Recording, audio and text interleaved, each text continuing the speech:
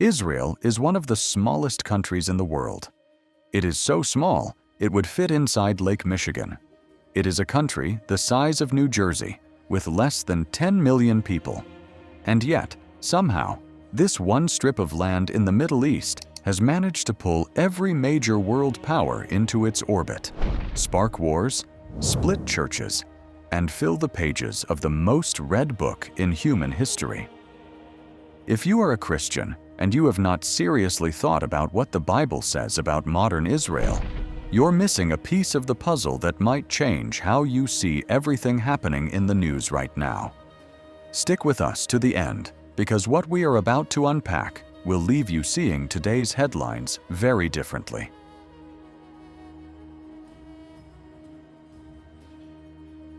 Israel, a strip of land roughly 470 kilometers long, has managed to drag every major civilization in history into its story. Egypt, Assyria, Babylon, Persia, Greece, Rome, the Ottoman Empire, the British Empire, and now the United States have all had their hands in what happens here. For Christians, the question of what God is doing with modern Israel cannot stay academic forever. Your theology and your news feed eventually start colliding, and you have to pick a lane. The debate has been going since the early days of the church and has split serious biblical scholars right down the middle. There are two sides here. The first, known as Supersessionists, says the church has inherited every promise God made to Israel. The Jews rejected Jesus, so God transferred his covenant to the church, and Israel is no longer a nation with special prophetic significance. The second side, the Dispensationalists, holds the opposite. They believe the covenant God made with Abraham was eternal and unconditional, meaning modern Israel is still very much part of God's unfinished story. Both sides have heavyweight theologians, both groups have scripture, and both are watching the same headlines and drawing completely different conclusions. In 2024, Iran launched over 300 drones and missiles at Israel in a single night. In June 2025, Israel responded with Operation Rising Lion, striking Iranian nuclear facilities. The United States joined on June 22nd. A ceasefire landed on June 24th, ending what became known as the 12-Day War. In February 2026, the strikes escalated again. This small nation, which is surrounded by enemies, is still standing, and people on both sides of this debate are paying attention. The question is not just political. It is about whether the God who made promises 4,000 years ago actually keeps them. And that answer has implications for every Christian alive today.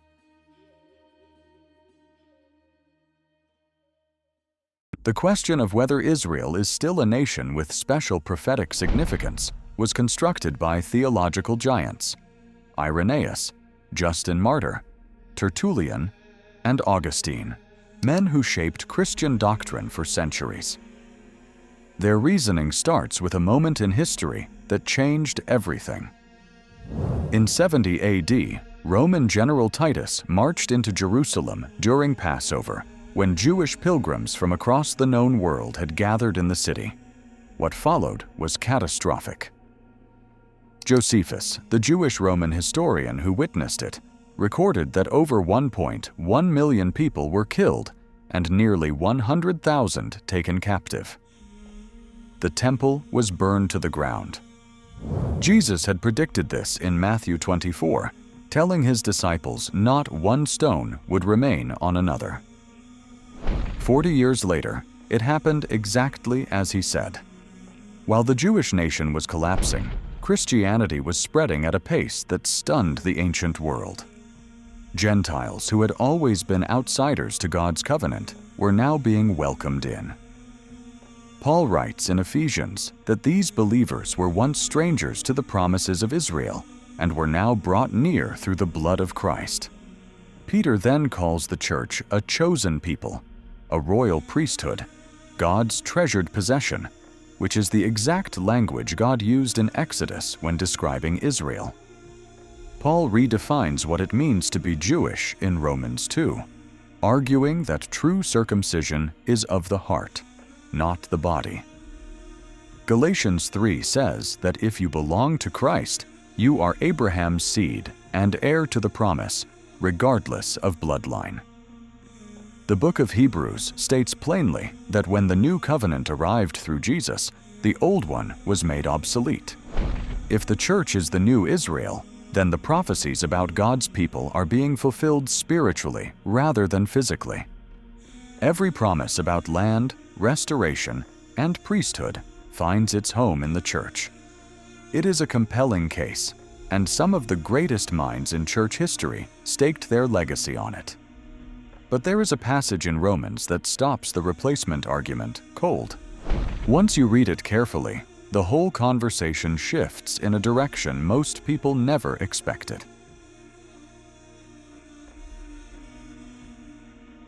Romans 11 is where the replacement theology argument runs into serious trouble. Paul, the same man who redefined what it means to be Jewish and said the Gentiles are now Abraham's heirs, asks a direct question. Did God reject his people? His answer is equally direct. Absolutely not. He then writes one of the most loaded sentences in the New Testament, which is in Romans chapter 11, verse 29. God's gifts and his call are irrevocable. This leaves no room for interpretation. It means God never withdraws the spiritual gifts, blessings, or divine callings he gives. Paul describes Israel using the image of an olive tree. Branches were cut off because they rejected Jesus. Wild branches, meaning the Gentiles, were grafted in. But the cut branches were not burned. They were set aside. The Gentiles were brought in to make Israel envious, to provoke them toward faith. The church was not the replacement. It was part of the plan to bring Israel back. Then came 1948. After nearly 1,900 years of being scattered across the nations, surviving pogroms, inquisitions, and the Holocaust in which 6 million Jews were murdered, the Jewish people reconstituted as a nation on the same land God promised Abraham. Ezekiel 36 said God would restore them to the land despite their rebellion. Amos 9 said God would plant them there, and they would never be uprooted again. Jeremiah 31 said Israel would remain a nation as long as the sun and moon exist. In 1948, it happened. No other people group in human history has done anything remotely comparable. Whether you're in the Supersessionist side or the Dispensationalist side, 1948 is the data point neither side can simply walk past. Now, if Israel's existence is prophetically significant, then what happens there next matters enormously. And what the Bible says must happen in and around Jerusalem before the end is specific enough to make you look at today's headlines in a completely different way.